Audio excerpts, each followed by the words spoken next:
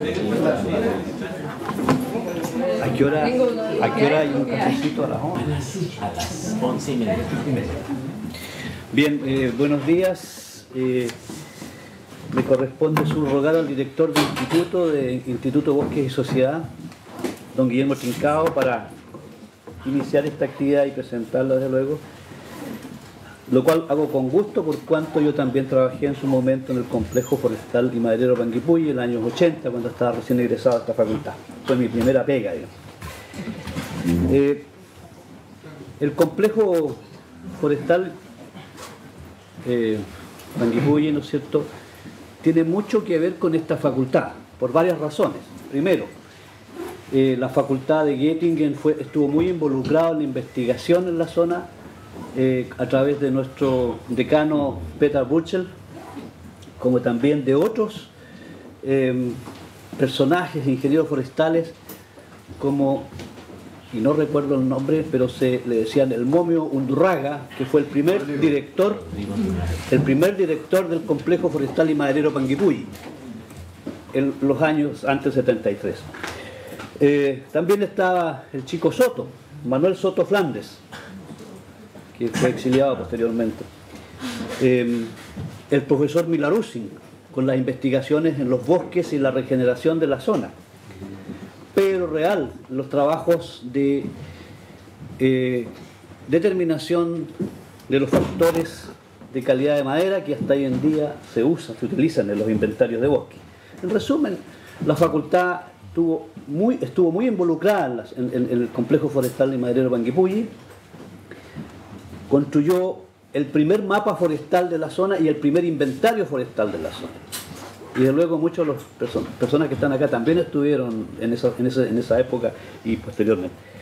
Bien, en ese contexto nuestra invitada para esta actividad, Jenny Selvaca, de la Universidad de Berkeley, nos va a ilustrar mucho más allá porque estuvo viviendo mucho tiempo y estuvo trabajando, investigando científicamente la zona y humanamente, desde luego, la conversación con los campesinos, con el mundo rural. En ese entonces dejo primero a mi colega Jotero para que haga la presentación de rigor de Jennifer y posteriormente comenzamos a escucharlo con mucho gusto. Por favor.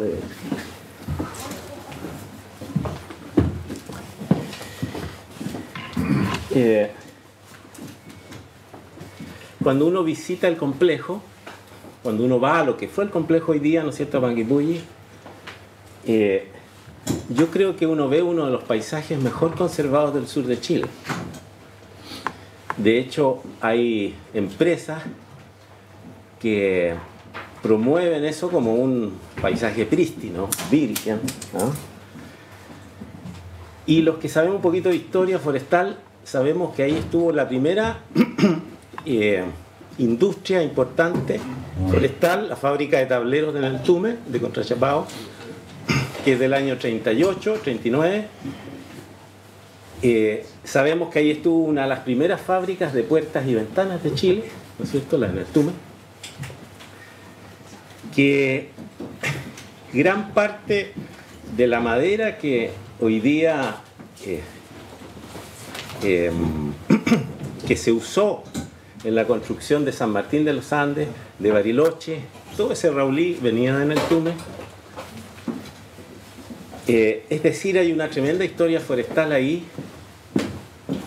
Los primeros grandes viveros de especies nativas fueron los que se construyeron en Neltume, en Releco también existían grandes viveros.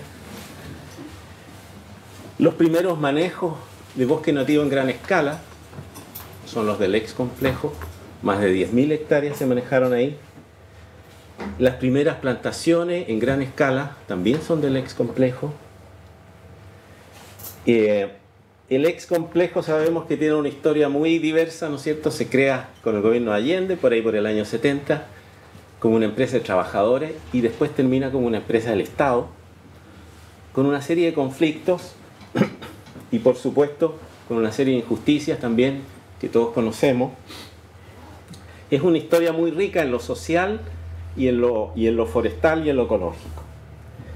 Por eso cuando yo conocí a Jenny hace unos 6 años, ella venía de un paseo que había organizado o que tú participaste con los ex obreros y las familias que vivieron en Quechumalal. Y a mí me llamó la atención que se hacían esas actividades todavía y que la gente recordaba lo que era el ex complejo y recordaba su lugar, digamos, pueblos que hoy día que hoy día ya no existen, digamos, como Quechumalal, como Enco. Y por eso cuando me llamó hace poco Jenny me dijo, tengo mi doctorado listo, me titulé, qué sé yo, yo dije, y voy a Chile. Esta es la oportunidad de hacer una buena conversación sobre lo que fue esta experiencia histórica y que, como dijo Víctor, tiene gran relevancia para todos, digamos, tanto en lo forestal como en lo social. Vamos a hacer vamos a tener como una hora de conferencia, ¿no es cierto?, más o menos. Después una media hora de preguntas.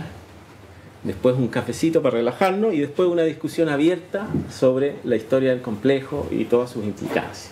¿Ah? Entonces, dejo a Jenny Vervaca, que también tiene una historia relacionada. Tiene un origen... Tu nombre tiene un origen español, ¿no es cierto? De California. Tiene un vínculo con América Latina muy profundo y se enamoró también profundamente de los bosques y de la gente de Panguipulli y ha escrito una maravillosa tesis que seguramente va a estar disponible. Está en inglés, pero está en inglés, pero en español. Así que Jenny, te dejo. Gracias.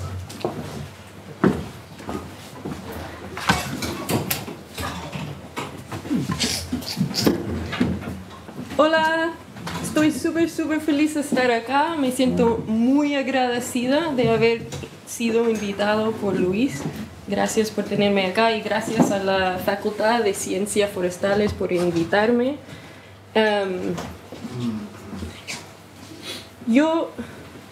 Me siento un poco nerviosa porque tengo que manejar todo eso en otro idioma.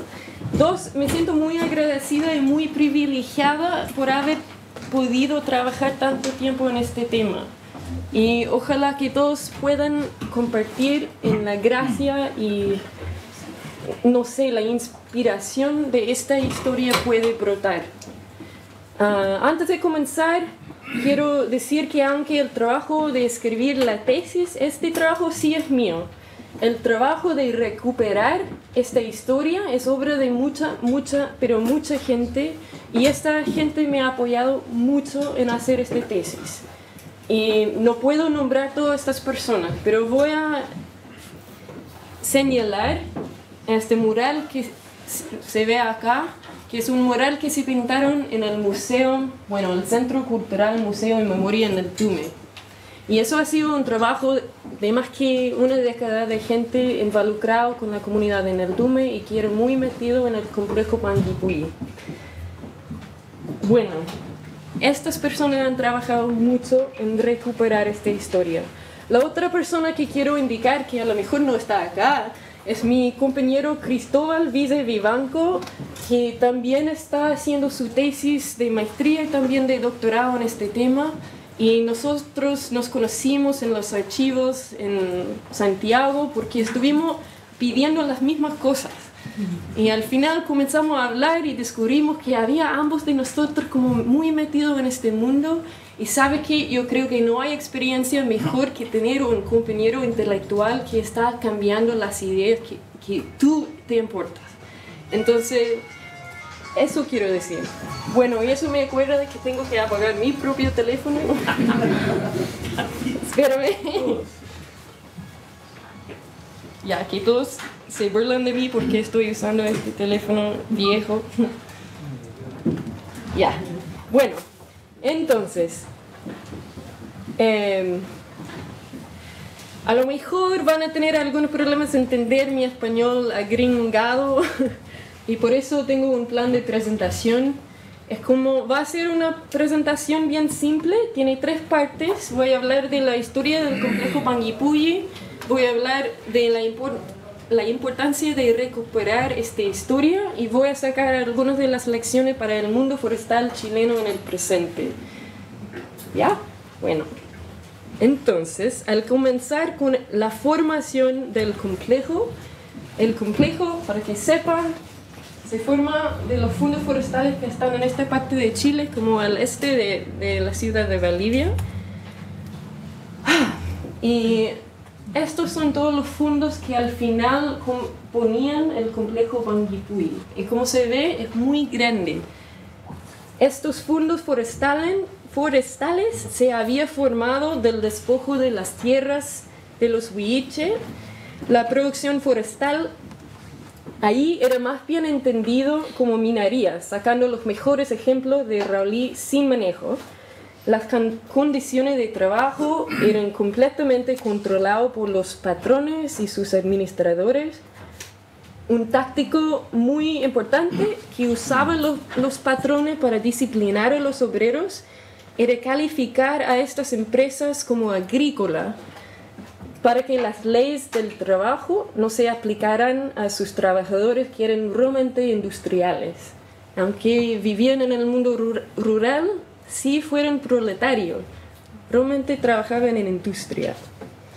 Bueno, en ese momento, en el año 70, malas condiciones de trabajo, más la amenaza constante de desempleo por el asunto de agotamiento del bosque nativo, por la mala explotación del bosque nativo.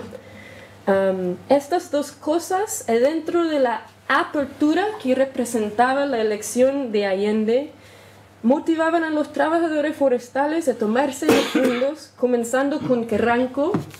Se puede ver que Carranco está acá, en el día 26 de noviembre de 1970, después la toma de Neltume, y con el ejemplo grande de Neltume, porque Neltume era el fondo forestal como más simbólico, más fuerte de esta región. Entonces, después de la toma de Neltume, este ejemplo de Neltume, las tomas difundieron por toda la cordillera. Voy a tomar agua porque está muy seca.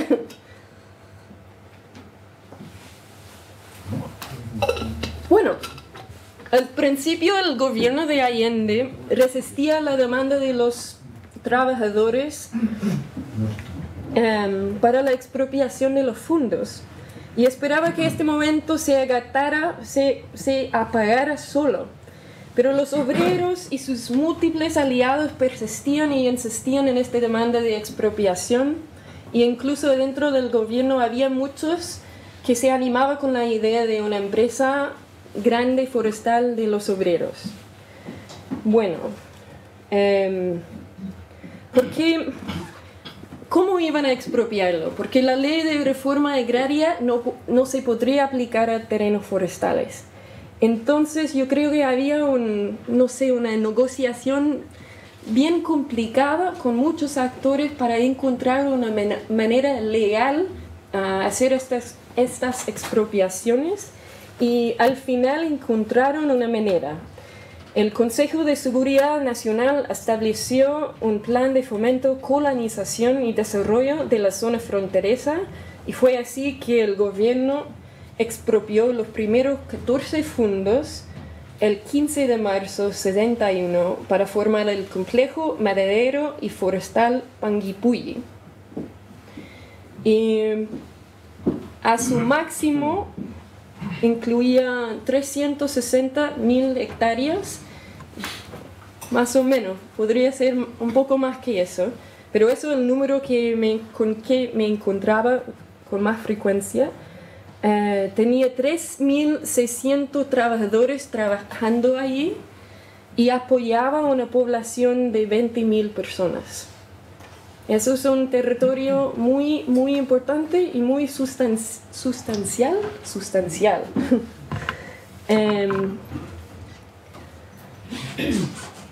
Eso es una foto que me pasó Osvaldo Alvarado,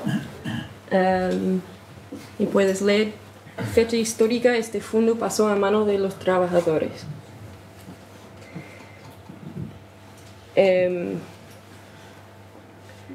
Bueno, como dije al principio, el gobierno de Allende resistía este movimiento, pero cuando encontraron una manera de hacerlo legalmente, Allende lo tomó como un proyecto muy clave, muy importante. Él daba un discurso a la Asamblea Provincial de Trabajadores de Cautín el 28 de marzo de 71 en Temuco y describía este proyecto del complejo Panguipulli y destaca que este complejo tenía metas ecológicas y tenía metas muy sociales. Y no tenemos que leer la cosa entera, pero las cosas que se puede destacar es que él habla que lo hemos hecho por preservar las reservas de los bosques naturales explotados implacablemente por el lucro particular. Y más abajo se puede decir que están buscando una política de reforestación que se conecta con la meta de seguir dando trabajo a mucha gente para mantener una población alta en las partes rurales de Chile y también para terminar con la miseria, el hambre y la incultura en que se han vivido hasta ahora cientos de chilenos dedicados a los problemas de los aserraderos y la madera. Drama más hondo y más profundo que el propio drama de los campesinos. Y así está destacando el mundo de los obreros forestales como un mundo aún más difícil del mundo de los campesinos que estaban intentando solucionar con la reforma agraria. El punto es que sí, hasta Allende estaba entendiendo este proyecto del complejo Panguipulli como una combinación de metas ecológicas y sociales. Ya, bueno, vamos a otra parte, cómo funcionaba el complejo en la época de Allende.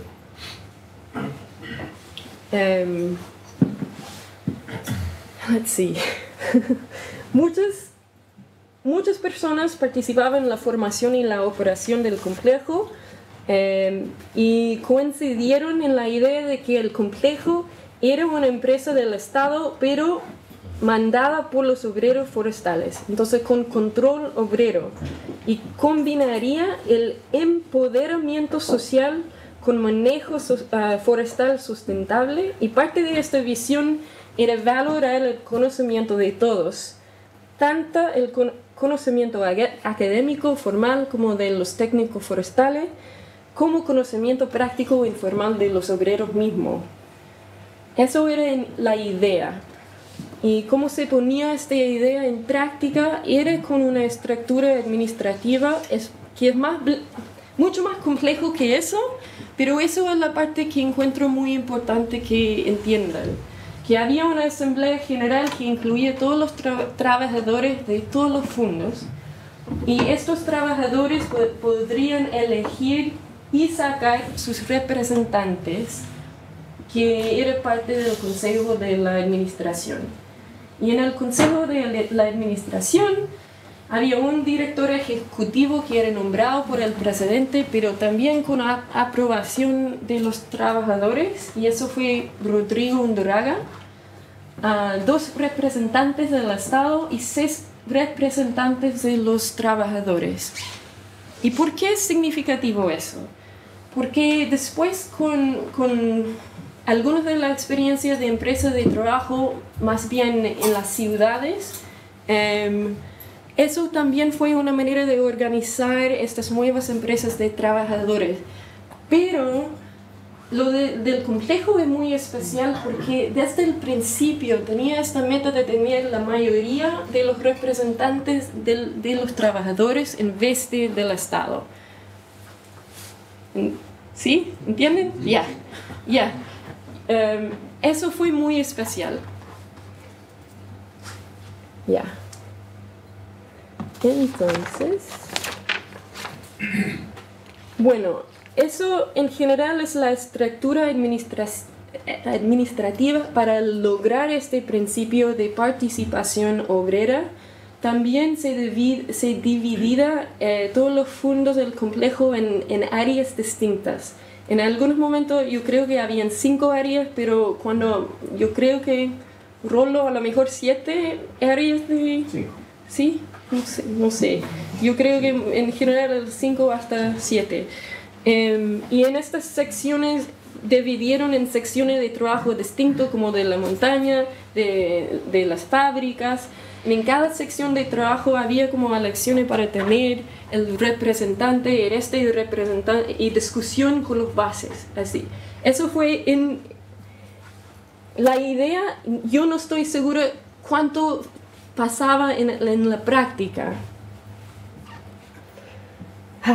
Pero la idea era que los obreros en cada escala participaban en la toma de decisiones. Bueno, súper bien el concepto, pero claro, en la práctica había algunos problemas que se expresaron con la continuación de paros de trabajo, que por un lado puede parecer un poco contradictorio. Eso fue una empresa de trabajadores, ¿por qué seguían con paros? Pero yo creo que estos paros eran una manera de la base de los obreros expresar que estaban desconformes con algunas de las decisiones del complejo.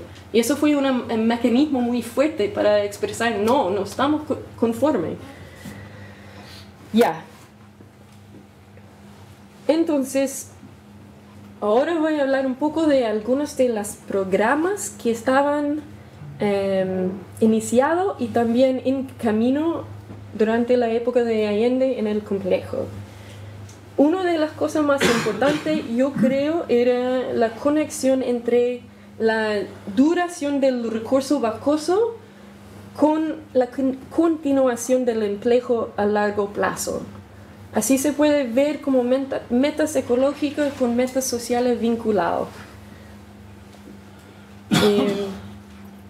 Y estaban pensando mucho en el empleo, como mantener el empleo por todo el año y también hacia el futuro. ¿Cómo se puede hacer eso en un mundo forestal cuando producción forestal tiene que ver con las estaciones? Hay estacionalidad al trabajo.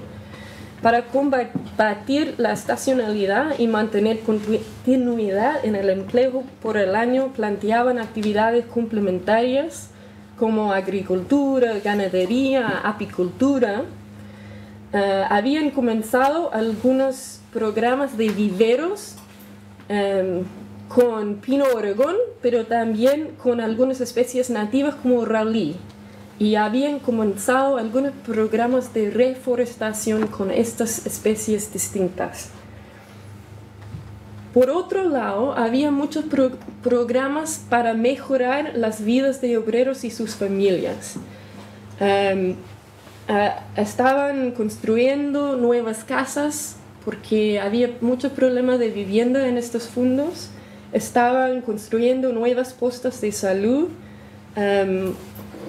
abriendo nuevo acceso a transporte, como liberando movilización por la región, construyendo muchos caminos, porque como se conocen, si han viajado por ahí, el moverse por todos estos fondos todavía es como difícil, pero eso sí era parte de las metas del complejo. Acá, estas son algunas fotos que el complejo Panguipulli, yo creo que por el Comité Forestal publicaron un libro sobre el complejo Panguipulli y esas son algunas fotos que sacaron de ahí. Eso es un artículo de El Correo del año, eso es 9 de diciembre de 1970. Y eso para decirte, las condiciones de vida eran bien duras y una parte muy fuerte de las metas del complejo era cambiar eso, era mejorar los servicios de salud y también el acceso, la habilidad de salir de los fondos. Porque en el pasado una mujer embarazada muchas veces ni podría ser atendida porque no había un camino, no había de irse del fondo. Y también quiero compartir eso porque me sorprendía mucho cuando encontré eso en El Correo, que Chile tenía la más alta mortalidad infantil del mundo. Ya. Ahora quiero hablar un poco sobre algunas de las tensiones que estaban brotando en esta época. El complejo forestal fue un proyecto que juntó personas de antecedentes sociales muy diferentes. burócratas, profesionales de Santiago, activistas, radicales de Bolivia, estudiantes universitarias, técnicos forestales, obreros forestales, sus familias. Son mucha gente de antecedente social diferente. Y aunque compartieron la meta de desarrollar el complejo como un proyecto de liberación territorial, un proyecto de empoderar una población rural históricamente marginalizada, surgieron fuertes desacuerdos. Y políticamente estos desacuerdos fueron expresados como una tensión entre las prioridades del complejo. ¿Qué debe ser la prioridad? ¿La batalla de la producción o participación obrera verdadera? Voy a hablar más de este tema cuando llegue a la parte de las elecciones para el presente, pero por ahora solo quiero señalar que aunque todos coincidieron en que el complejo era un proyecto de liberación territorial, en la práctica desacuerdos y diferencias de opinión brotaron y la tensión entre producción y participación obrera era una de las tensiones más claves. Bueno, aun con estos desacuerdos, la participación de los trabajadores en la toma de decisiones marcó una transformación muy importante en el lugar de los obreros forestales en la nación chilena. Quiero ilustrar eso con una cita del libro muy bueno de José Bravo, que está acá, un obrero forestal de Neltume que participaba en las tomas. Y eso es un pasaje que me afectó a leerlo mucho. Que lo lean solo porque mi pronunciación no es tan increíble.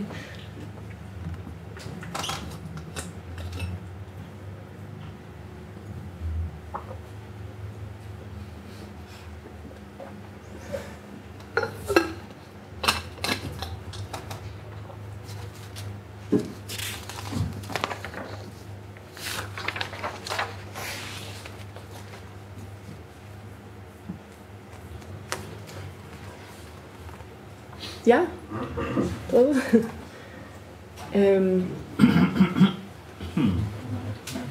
La parte que realmente me llama la atención es esta última parte, que la sensación de que el futuro dependía de nosotros mismos. Protagonizar las tomas, participar en la organización del complejo, tomar estas decisiones como usar la tierra, desarrolló la conciencia política de los obreros forestales y transformó su papel en la nación desde la marginalización hacia la participación. En mi mente yo tengo como una idea de espacio, y antes muchos de los obreros rurales estaban como mandados a estar a los márgenes. Y con eso, con tomarse los fondos, estaba como realmente tomándose la participación, entrar mucho más adentro de la nación chilena, es decir, que aquí estoy, en vez de estar allá. Ok. Bueno, ahora vamos a cambiar a la época de Pinochet. Yo saqué esta foto cuando Pedro Cardén me invitó a una salida a Quechumalal con una junta de ancianos, yo creo. Eso fue la organización de Panguipulli, y fuimos por barco por el lago Panguipulli, llegamos ahí, y eso ya todavía estaba en el medio de uno de los edificios de aserradero viejo. Bueno, después del golpe, el complejo fue un foco de represión, como saben, yo creo que como todos saben. Y los estudios de CODEPU documentaron lo que sufrieron las personas del complejo y algunos de sus aliados. Y eso no voy a hablar mucho más de eso, porque yo creo que eso es una de las asociaciones más fuertes que ya se sabe del complejo.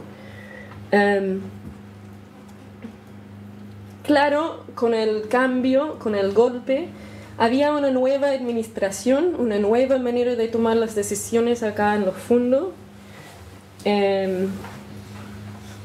Después de este primer momento de mucha violencia, lo siento, un previo. Ya, ok. Pero después de este primer momento de mucha violencia, el régimen militar mantenía el complejo como una empresa estatal. En las actas del nuevo directorio, bueno, si uno quiere ir a los archivos de la administración que están en Santiago, se puede mirar millones, como no millones, 340 volúmenes sobre el complejo Panguipulli. Hay mucha información allí. Y ahí hay algunos volúmenes que tienen notas de las actas del nuevo directorio abajo de la dictadura. Leí todos estos.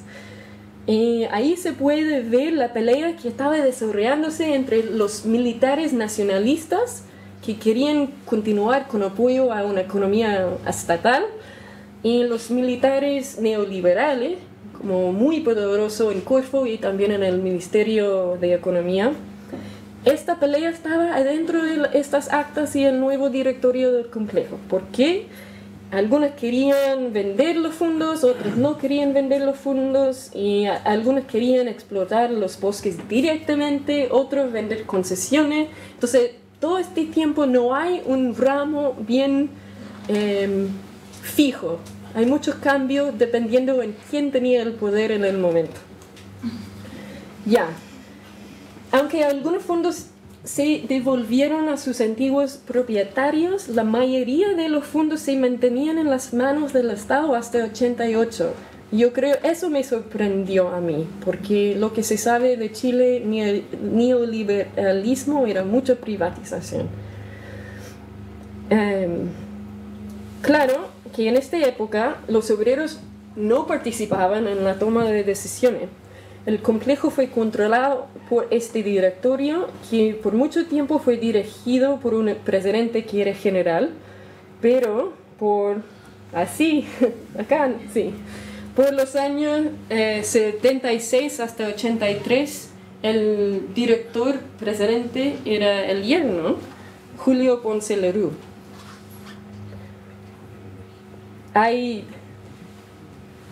todo un proyecto de investigación para una persona que entiende financiamiento en ir a estos volúmenes del complejo y ver entre las líneas que estaba haciendo Julio Ponce con los recursos del complejo, porque estaba haciendo muchas cosas muy creativas, pero yo no podría completamente entenderlo.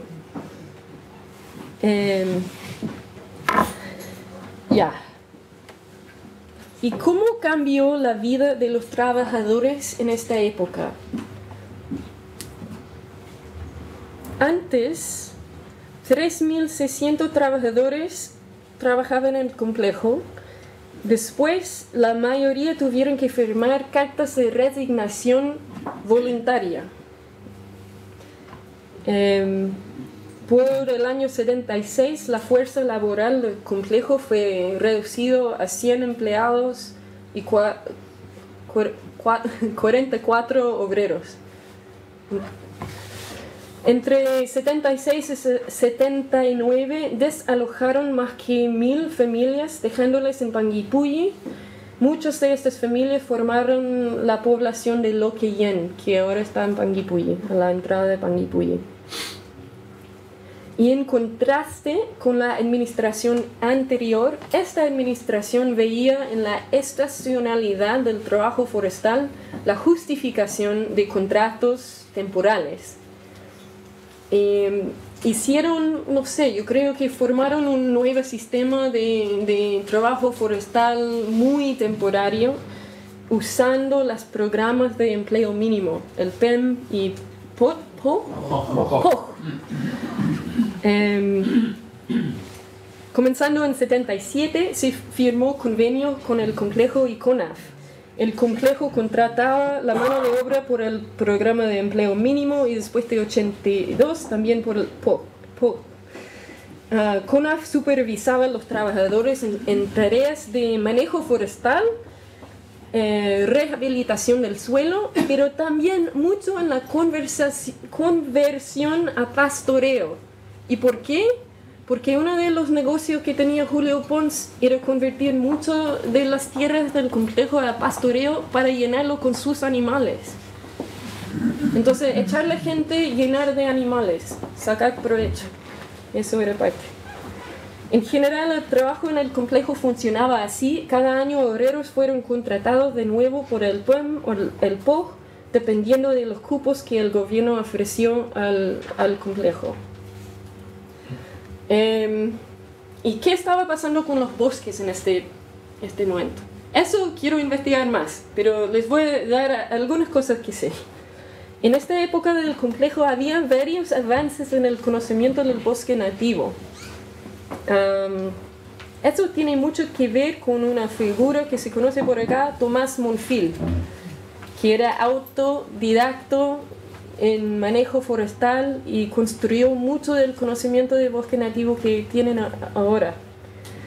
Él era el jefe de área del manejo forestal desde 79 a 86. Y en los fondos del complejo, él experimentaba con el manejo de renovables y reforestación con bosque nativo. Y también hizo algunas coordinaciones con profesores de esta universidad. Yo creo con un profesor gringo que vino acá por el Cuerpo de Paz. Y no sé... Ven. Thomas Veblen.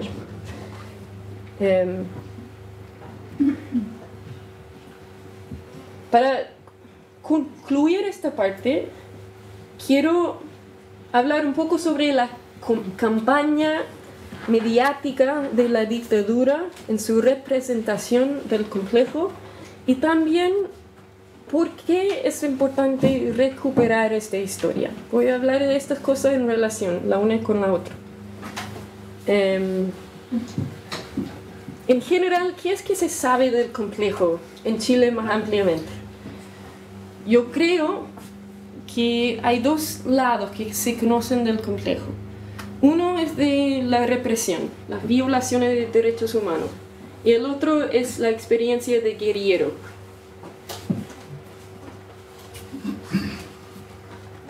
En general se sabe muy poco de este proceso del movimiento obrero. Y yo quiero decir que eso no es accidente, sino forma una parte clave de la estrategia de la dictadura de borrar esta experiencia, destruir el empoderamiento de los obreros y restaurarles a su debido puesto en la nación en los márgenes. Para ilustrar esta visión del régimen militar, les voy a leer una parte del discurso que hizo Pinochet cuando visitó el complejo en diciembre de 75. Y eso también está en el correo. Ustedes en periodos anteriores han sido víctimas de un engaño. Fueron un terreno fértil para las ideas foráneas, pero veo con alegría como chileno que hoy me encuentro con un grupo de chilenos que están radicados y también luchando por la bienestar de Chile. Y este tipo de discurso que habla de la manipulación de la gente campesino por ideas afuerinos se reproduce mucho. Presenta a los obreros y campesinos forestales como pobre, gente humilde, sencillo, que habían sido manipulados por gente afuerino. Eso es una manera de sacar el protagonismo de esta población. Y eso tiene efectos. Para concluir esta sección, quiero decir que la violencia, que la represión que la dictadura dirigió a esta región, más la producción del estado de vida muy precario por resignaciones forzadas, desalojo, contratación por PEMPO, más esta campaña mediática que tergiversaba el papel protagónico de la gente obrera. Estas tres cosas juntos servía para borrar esta experiencia y marginalizar la gente del complejo. Entonces, ¿cuál es la importancia de esta historia? Yo creo que recuperar esta historia es importante para contrarrestar este discurso de la dictadura, un discurso que presenta a la gente del complejo como pasiva y manipulada o como mala y estigmatizada. Construir una historia social alternativa a la versión de la dictadura sirve para recuperar el protagonismo de los obreros forestales y sus familias y sirve como una base para luchas sociales en el presente.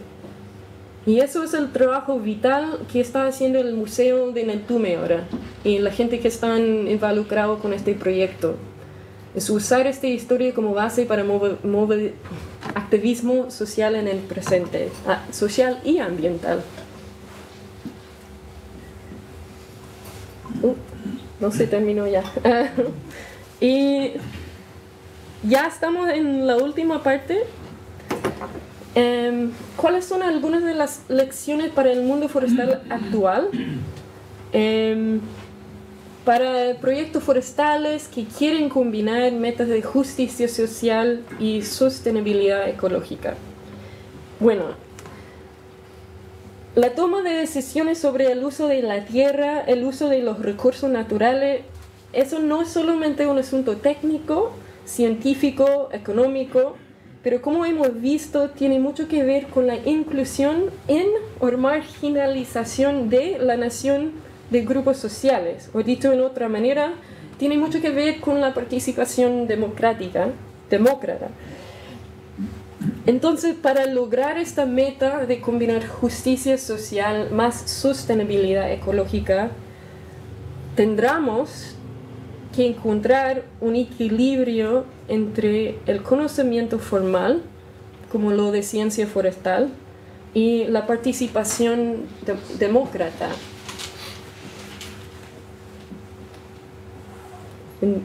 ¿Sí? ¿Entendieron eso? Yo creo que en el complejo se había planteado esta pregunta, pero la exigencia de mantener productividad impidió que se resolviera. La exigencia para mantener productividad, para mostrar que una empresa social podría estar tan productiva como una capitalista, y también para producir madera para solucionar el problema de vivienda nacional.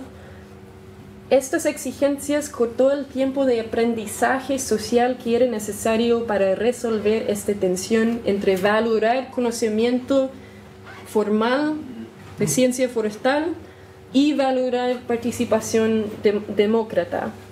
Entonces quiero terminar con una pregunta que es como echado a esta facultad de ciencia forestal y más allá. ¿Cómo será en la práctica una ciencia forestal que realmente valoraba y combinaba el conocimiento formal de los académicos con el conocimiento informal pero profundo de experiencia de los obreros o de otra gente que viven en contacto directo con el bosque, algunas comunidades mapuche, por ejemplo? Eso es mi pregunta final. Y quiero agradecer mucha gente. Y aquí tengo algunos de los nombres de gente que me han apoyado mucho en esta investigación. Bueno, gracias.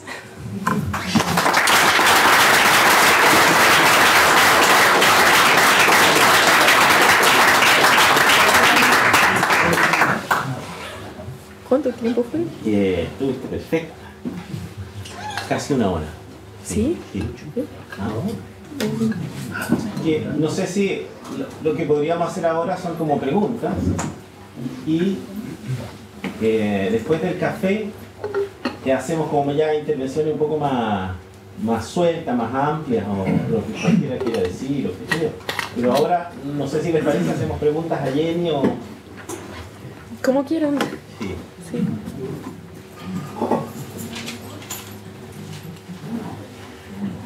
Yo tengo una pregunta entonces. Ya. Ya. Yo pienso que esa tensión entre el conocimiento científico y el conocimiento popular y el conocimiento más empírico de los obreros fue bastante bien resuelta por Thomas Monfils, que él jugaba entre ambos mundos y se movía muy bien. Él aprendía y recogía muchas cosas de los obreros y también, por supuesto, aprendía y recogía todo lo que él leía y los contactos que él tenía con el mundo científico. Y él logró, a mi juicio, hacer un balance entre esos dos mundos y desarrollar un proyecto, por lo menos forestal, muy interesante. No sé qué opinas tú de eso.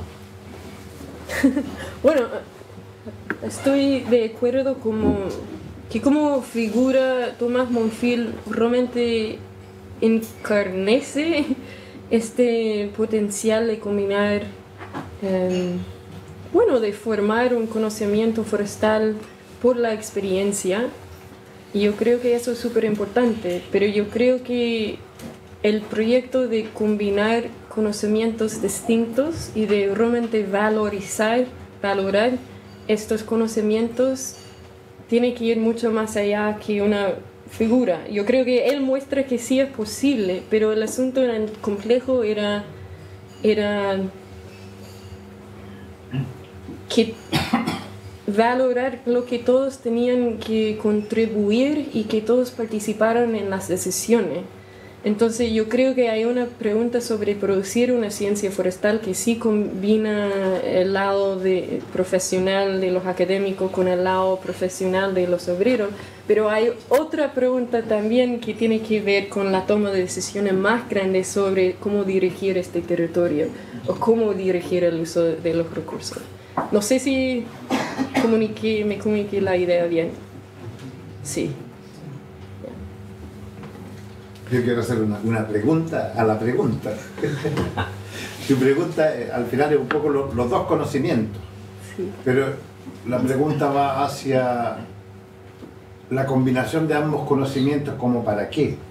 Para lo social, para la ciencia forestal, para el conocimiento en general científico, o para la sustentabilidad de la zona o de un modelo. Es un poco hacia dónde. Sí. No, yo creo que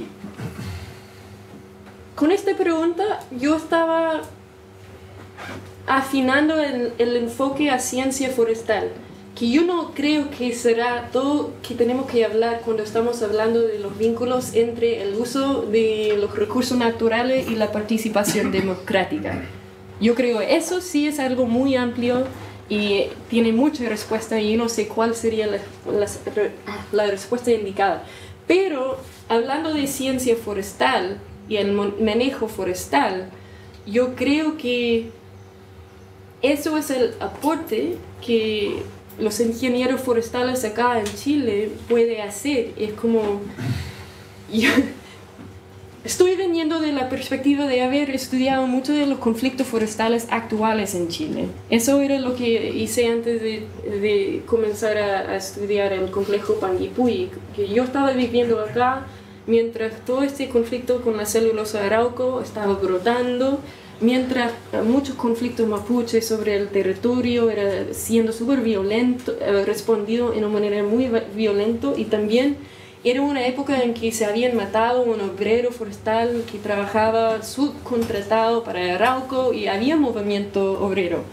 Entonces yo estaba muy interesada en toda esta industria forestal en Chile, que se saca mucho dinero, es como bosque da mucho dinero a Chile, y cómo se podría encontrar un modelo diferente que sea más democrática. Y yo creo que una de las entradas tiene que ver con la manera de formar forestales, que comienzan a formar forestales con esta conciencia social, y también que hay participación más democrática en la producción de conocimiento. Y eso no es solamente viniendo de mi compromiso con democracia, pero también viene del valor que ofrecen gente que interactúan con el bosque de maneras distintas. Que los académicos estudian y salen a... soy académica, no estoy intentando como ser peyorativa a los académicos. Estoy diciendo que un académico que va a hacer investigaciones va a tener un sentido del bosque un poco diferente que el obrero, o que mapuches que han vivido, conocido este bosque. Y yo creo que hay un valor súper increíble que va a sacar de gente sus conocimientos, experiencias, interacciones distintas con el bosque. Eso... Sí. Muchas veces, los ingenieros forestales tenemos muy mala fama y se nos culpa de la degradación del bosque nativo, y eso es por la destrucción o degradación del bosque que se hizo en Cofomá, en el complejo maderero. Entonces, ¿en qué época se empezó a provocar esa destrucción del bosque? Y cómo es las decisiones de la participación de los trabajadores, o quienes tomaban la decisión de esa destrucción para la producción de la fauna. Dos cosas. La mala fama de los ingenieros forestales. Desde mi perspectiva, yo he leído mucho sobre ciencia forestal, y sí, dentro del mundo de literatura académica hay mala fama de los ingenieros forestales que andan y sacan control de recursos naturales de gente local. Y es precisamente por esta experiencia del complejo que me gusta, porque rechaza esta imagen de los ingenieros forestales, porque habían muchos ingenieros forestales que estaban muy inspirados por lo que observadas por sus prácticas forestales de injusticia social. Y yo creo que esta agrupación de ingenieros forestales por el bosque nativo son bacanes, porque yo creo que, lo siento, a lo mejor me metí la pata en algo que no conozco. No, porque tienen una imagen también, una crítica de muchos de los problemas sociales. No sé, no entran solamente con perspectiva de ingeniero, pero entran con una crítica social también. Bueno, eso por un lado, que también no quería ser visto que estaba en acuerdo completamente con la mala fama, eso. Por el otro lado, yo tengo entendido que la destrucción del bosque, mucho de eso venía antes del complejo, por la manera de, yo creo que se llama el floreo, la manera de solamente sacar los ejemplos mejores de los árboles, y por eso que muchos de los trabajadores forestales tuvieron miedo que no iban a tener empleo, porque se veían que se acaban con el recurso. Y ahí viene la idea de que formar un manejo forestal sobre el bosque nativo ahí sería la respuesta a tener empleo de largo plazo.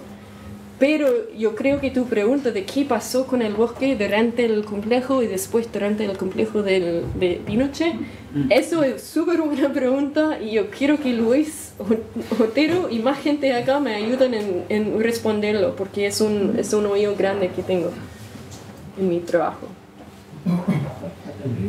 Una pregunta más bien de detalle, porque esa discusión más bien es la que yo primero proponía para después, digamos. Pero tú mencionabas que, o mostrabas en la estructura esta del Consejo de Administración, donde había mayoría absoluta de los representantes, pero además decían, bueno, hubo huelgas, entonces, ¿cómo se explica eso? Digamos, los representantes no representaban a los obreros, o no los cambiaban, o era más bien digamos, había el jefe que pasaba por sobre los representantes. ¿Cuál es la explicación de esa inconsistencia? Hay gente acá que tendrán mejor respuesta que yo, pero voy a intentarlo. Una cosa es el tamaño gigantesco de este territorio. Yo creo ponía muchos desafíos en la coordinación de todas las decisiones, porque eso fue un territorio gigantesco y también los caminos no daban mucho transporte fácil. Entonces yo creo que aunque los trabajadores forestales en base sí eligieron a sus representantes, la manera de movilizar la información demoraba mucho. Entonces yo creo que aunque los representantes de trabajadores en el consejo de la administración sí fueron elegidos, ahí sí, ahí el poder realmente sentaba ahí. O ellos eran quienes discutían con Rodrigo Undraga entre sí mismo qué iban a hacer con el complejo. Entonces yo creo que había mucha oportunidad para desacuerdos expresarse, porque no tenían la habilidad, no tenían teléfonos celulares, no tenían como caminos súper buenos para tener todos conectados. Pero yo creo que hay gente de acá que vivían este proceso y podría dar una respuesta mucho mejor. Mira, este asunto de lo que pasó bueno, es una historia larguísima, digamos. Yo no sé si hay tiempo como para hacer una explicación tan larga de este asunto. Que, bueno, la gente, la madera se empieza a explotar porque la gente que tiene plata saben hacer negocio y ellos ven que si van a explotar madera, que eso era una maravilla, les va a producir un río de oro verde a ellos que va directo al bolsillo, que fue lo que consiguieron. Ahí fue donde el bosque, la montaña se hizo pelota, porque explotaban el bosque así sin ningún cuidado, y por sacar un árbol maravilloso que estaba ahí botaban 6, 7 o más que se perdían, porque a ellos no les importaba ni el cuidado del bosque, ni los trabajadores, ni nada. Les importaba nomás sacar dinero, juntar dinero lo más rápidamente posible. Cuando se tomaron el fondo en el Tume, por ejemplo, al poco tiempo, cuando se empezó a revisar los libros y todas esas cosas de la contabilidad, se descubrió que con 2 días de trabajo los patrones pagaban la mantención completa del fondo en el Tume, que eran 560 trabajadores en el tiempo de la temporada, digamos. O sea, los permanentes, digamos. Porque después en la temporada que iba de septiembre a marzo, por ahí, llegaban a 800, 900 en el tiempo de los patrones. Entonces, con 2 días los tipos pagaban la mantención completa del fondo. Y como los meses tienen 30 días, menos febrero, tenían ellos 28 días para ganar plata, que es más o menos la misma plata como ganan hoy día los ricos, los patrones, los que no tienen conciencia con los trabajadores ni los pobres. Entonces, ellos para apropiarse de más plata, de más cantidad, trajeron un sistema de explotación que era el que usaban en las salitreras. Pagaban con vale y con pulpería incluida. Y entonces ahí la ganancia era absoluta, porque no tenían por dónde que se les escapara el dinero. Todo lo agarraban. Eso produce que la gente, pues bueno, yo no sé, si tú quieres me paras porque yo... el asunto que decía este señor de allá, de las diferencias que había entre los trabajadores y la administración, ¿a qué se debe? Se debe, y aquí bueno, de nuevo tendríamos que meternos en otra cosa grande, porque los trabajadores de la montaña, como tú bien decías, ellos eran trabajadores industriales. Nosotros tuvimos largas discusiones en ese tiempo para decidir, por ejemplo, si formábamos el FTR o el MCR. Al final concluimos que era FTR porque vivíamos en la montaña, trabajábamos, pero hacíamos un proceso de trabajo industrial. Entonces los trabajadores, por esas cosas lindas que tiene la gente, los pobres, digamos los trabajadores, de buscar mejorar sus condiciones de vida, siempre estuvieron buscando formar sindicatos. Entonces, eso fue lo que confundió después a la gente de la administración, porque ellos se sintieron bacanes, como tú decías, y se empezaron a considerar como nuevos patrones. No igual que los patrones antiguos, pero patrones al fin. Y los trabajadores que iban en un proceso grande de aprendizaje, porque había muchísima gente que fue para allá, para el complejo, y que les enseñó a leer a la gente, les enseñó a pensar, les enseñó a... Y la gente se empezó a preocupar de leer en ese tiempo. El leer, digamos, Chile era uno de los países que más leía en América Latina y no sé en cuántas partes más. Entonces el interés de los trabajadores por aprender era una cosa que era grandota. Y la gente que era de la administración no se daban cuenta que los trabajadores pensaban. Y que se daban cuenta de que el sistema de administración que había no estaba de acuerdo con lo que los trabajadores querían. Por eso empezaron a haber problemas. Yo tengo que parar porque necesito tomar agua. Quiero contestar un poco la pregunta que hace Pamela. Yo llegué en el turno del año 91 y en ese tiempo no había ningún manejo forestal. ¿Qué parece? El bosque se cortaba con floreo, el año 91.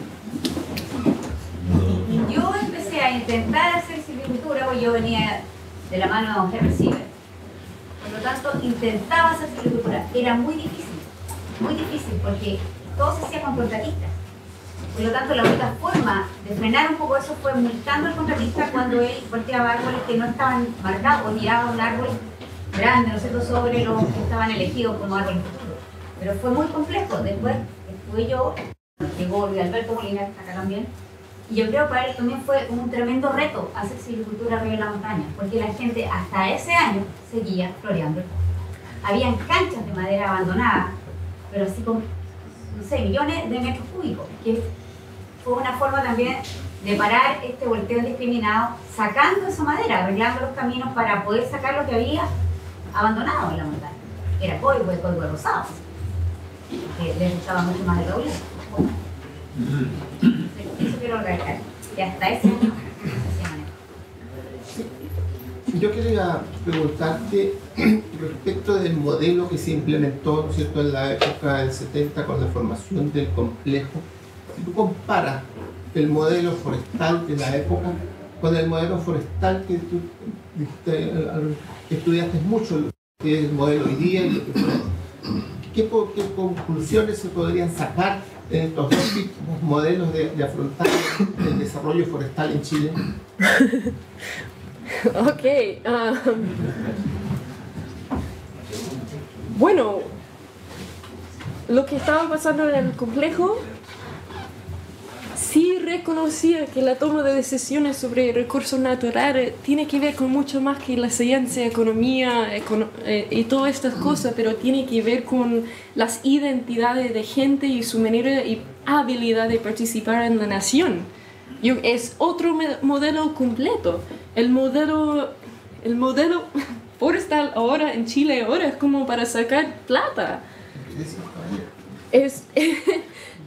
Y no se preocupan nada de la gente. Están haciendo todas las regiones que tienen alta densidad de las plantaciones de pino, las regiones más pobres en todo de Chile. Yo sé que todos acá saben eso mucho más que yo, porque han vivido y ido por allí.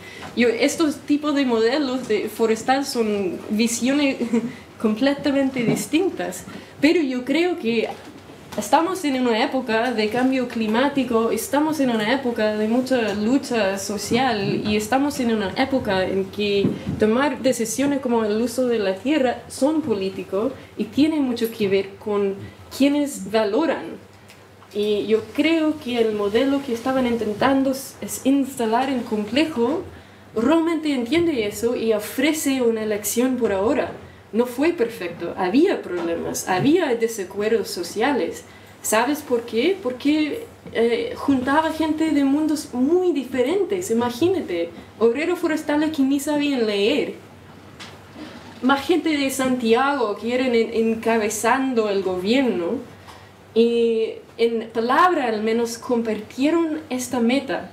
Estamos en un momento en que gente de antecedentes sociales muy distintas van a tener que venir juntos, trabajar juntos en solucionar asuntos del medio ambiente y de participación democrática. Por eso que yo creo que esta experiencia del complejo realmente me posea. Como es interesante porque estamos en un momento bien clave para cambiar el modelo. Luis y Pedro. Sobre el tema del manejo forestal, yo creo que es un tema, bueno, muy debatible, pero en el complejo nunca se hicieron las quemas que se hicieron en Aysén. Nunca se destruyó el bosque. Nunca se hizo sustitución de bosque nativo. Nunca se hicieron talas rasas. Lo que se hizo en el complejo antes de la llegada de don Tomás, que él fue el que inició ya el manejo más técnico, se hicieron floreos, pero era un floreo que permitió la regeneración de los bosques. Y hoy día todos los renovales que hay en el complejo son producto del floreo que se hizo antes de que se iniciaran los manejos. El hotel de Peterman y todo eso están dentro de un renoval. La gente cree que es un bosque virgen y son renovales manejados, los renovales del Pidihuil. Y de un área productora de semillas. Y de un área productora de semillas. Entonces, si bien es cierto se hizo floreo antiguo, el floreo se hizo bien. Al final resultó una suerte de corta selectiva que regeneró el bosque.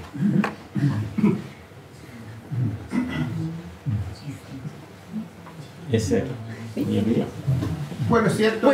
Pedro, lo siento, Pedro tenía una pregunta.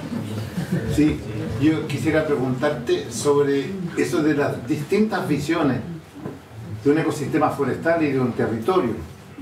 Yo no me dejo de olvidar de que es un territorio ancestral mapuche. Después vino la colonización, las empresas madereras forestales, y sin calificar ni descalificar, lo que ocurrió.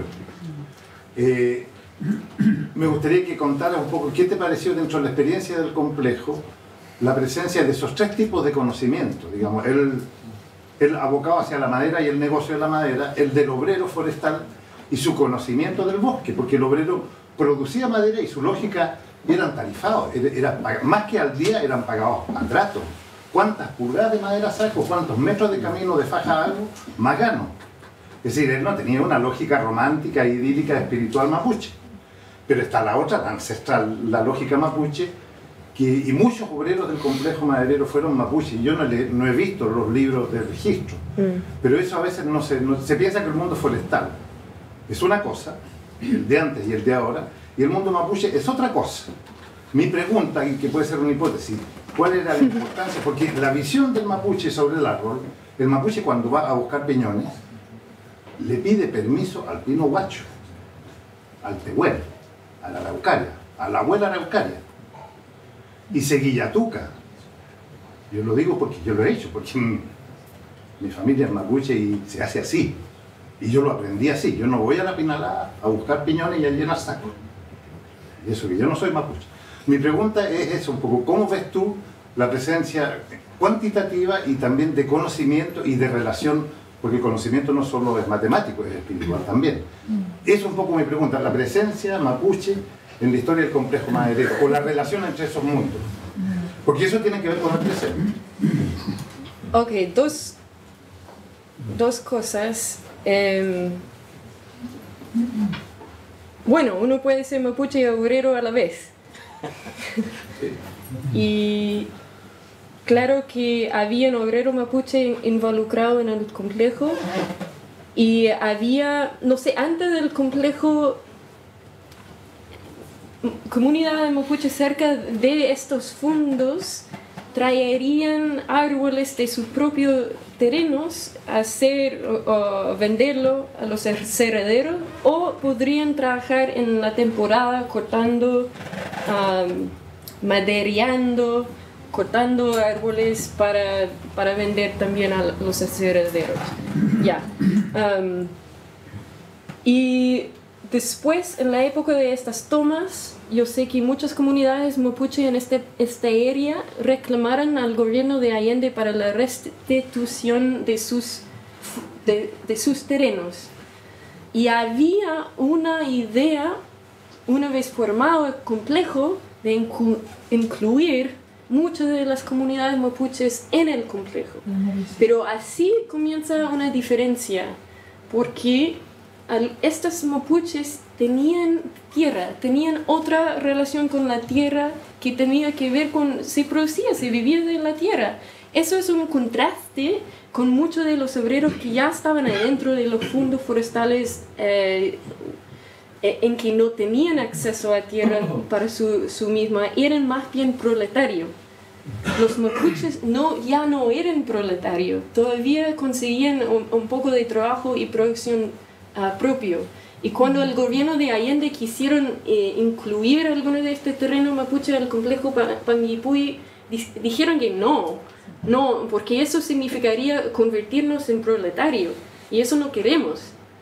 Eso es como, yo tengo un hoyo muy grande en mi investigación que tiene que ver precisamente con la historia del mapuche. Eso es como lo que sé yo para responder a tu pregunta. ¿Y hay dos personas que quieren hablar de este tema?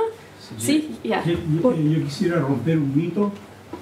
Creo que es un mito hablar de que el mapuche vivía en los bosques. Así que no estoy de acuerdo con eso. Si uno revisa la historia, el mapuche buscaba las tierras fértiles y ahí se instalaba. No era tonto y él sabía dónde era más fértil. Y él abría su campo agrícola. Él se asentaba en sectores de riqueza agrícola.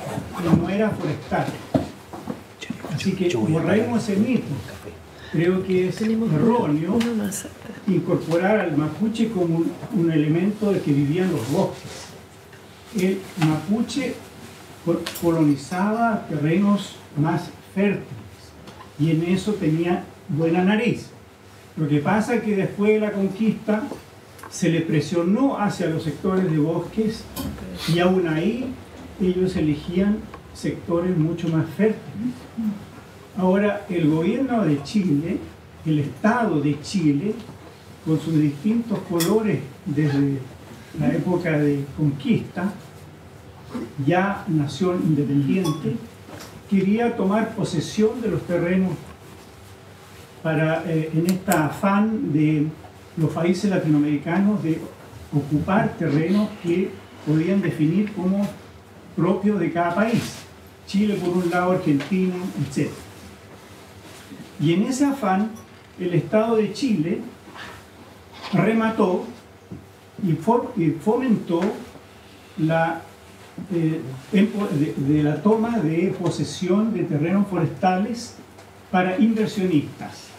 Y de ahí nacen los madereros o los que tomaron posesión de los bosques donde no había habitantes, salvo en las valles.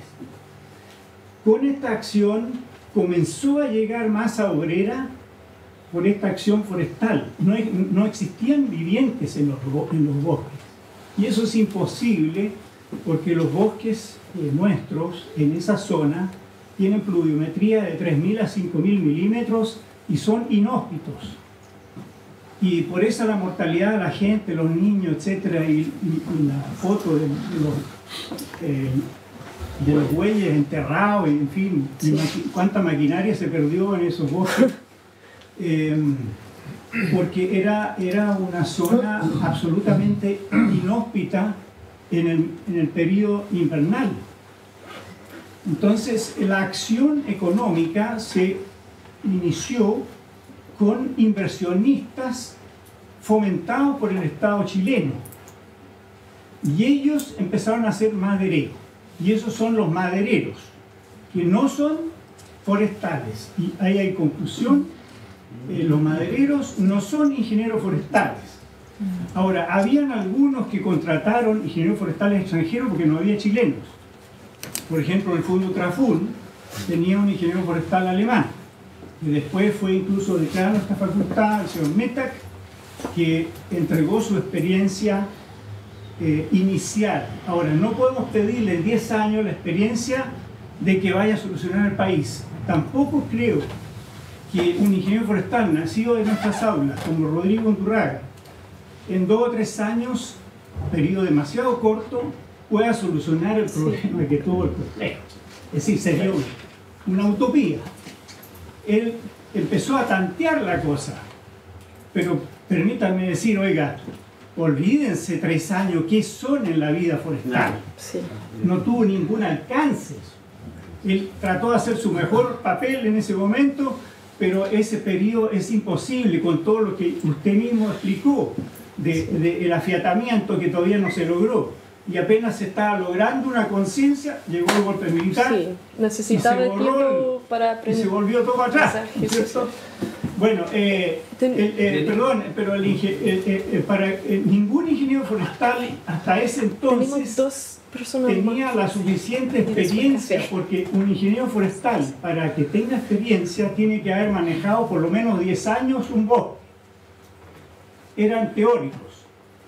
Y también el señor Ponce Leroux, que era ingeniero forestal, no tenía idea de manejar un bosque nativo. Él era de las aulas, un teórico, y se metió más a las finanzas posteriormente. Él no tenía idea.